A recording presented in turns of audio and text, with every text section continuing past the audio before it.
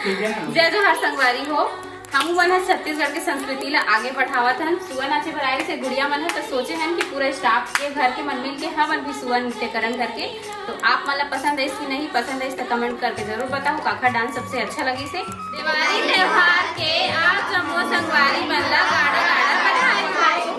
Happy Diwali. Happy Diwali. Happy Diwali. पसंद आई सो ही video है तो लाइक कमेंट शेयर सब्सक्राइब जरूर कर दो। तो मिलते हैं नेक्स्ट ब्लॉग में, तब तक के लिए बाय बाय, टेक केयर। जय जोहार, जय छत्तीसगढ़। और सबसे ज्यादा अच्छा काका लगी जब कमेंट करके बताओ।